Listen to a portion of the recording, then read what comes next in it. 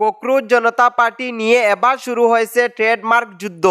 কয়েকদিনের মধ্যে 1 কোটির বেশি ফলোয়ার্স পেয়ে বিজেপি কেও পেছনে ফেলেছে এই ভাইরাল ডিজিটাল আন্দোলন। ভিডিওটি শুরু করার আগে চ্যানেলটি সাবস্ক্রাইব করে রাখুন, ভিডিওটি লাইক করুন এবং কমেন্টে জানান আপনার মতামত। ভিডিওটি পুরো দেখার পরে এবং ফেসবুকে দেখে থাকলে আমাদের ফেসবুক পেজটি ফলো করে রাখুন। এটা কি শুধু মিম নাকি ভবিষ্যতের বড় রাজনৈতিক ইঙ্গিত? এখন চলুন বিস্তারিত খবরটি জেনে নেওয়া যাক। ভারতের সোশ্যাল মিডিয়ায় জোর তোলা ককরোচ জনতা পার্টি বা সিজেপি কে ঘিরে এবার নতুন বড় খবর সামনে এসেছে। ভাইরাল হওয়ার পর এবার এই নামটি নিজেদের নামে রেজিস্টার করার জন্য শুরু হয়েছে ট্রেডমার্ক লড়াই। রিপোর্ট অনুযায়ী ককরোচ জনতা পার্টি নামটি রেজিস্টার করার জন্য ইতিমধ্যে অন্তত 3টি আলাদা আবেদন জমা পড়েছে।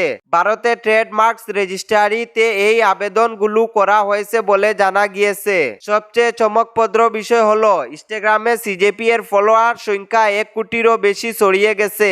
অনেক রিপোর্টে দাবি করা হয়েছে ফলোয়ারের দিক থেকে তারা ভারতের শাসক দল বিজেপিকেও পেছনে ফেলেছে। আর এই কারণে এই বিষয়টি এখন শুধু মিম বা ট্রোলের মধ্যে সীমাবদ্ধ নেই, বরং জাতীয় পর্যায়ে বড় আলোচনার বিষয় হয়ে উঠেছে। এদিকে এক্স অর্থাৎ আগে টুইটারের সিজেপি এর অফিসিয়াল অ্যাকাউন্ট কিছু সময়ের জন্য ভারতে সীমাবদ্ধ করা হয়েছিল বলে খবর সামনে এসেছে। আর এরপর থেকেই আরো বেশি ভাইরাল হয়ে যায় এই নাম। জানা গিয়েছে যে ককরোচ জনতা পার্টি নামের ট্রেডমার্কের জন্য আলাদা আলাদা ব্যক্তির পক্ষ থেকে আবেদন করা হয়েছে।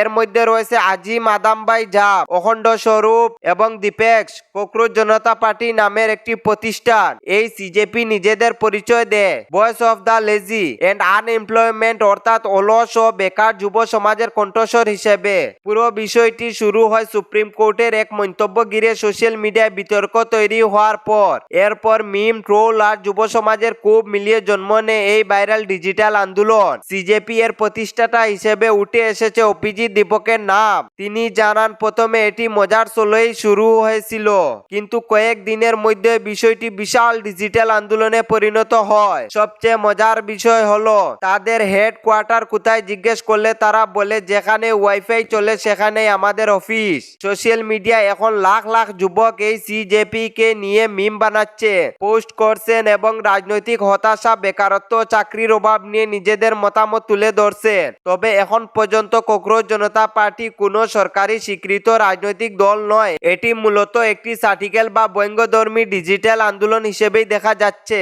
কিন্তু সবচেয়ে বড় প্রশ্ন এখন এটাই, এই আন্দোলন কি শুধু সোশ্যাল মিডিয়াতেই থেমে যাবে নাকি আগামী দিনে সত্যই ভারতীয় রাজনীতিতে বড় প্রভাব ফেলতে পারে? কারণ ভারতের জেনজি যুব সমাজ এখন আগের মতো চুপ করে নেই। তারা এখন মিম, রিল আর সোশ্যাল মিডিয়ার মাধ্যমে নিজেদের রাগ, হতাশা আর মতামত পুরো দেশের সামনে তুলে ধরছে।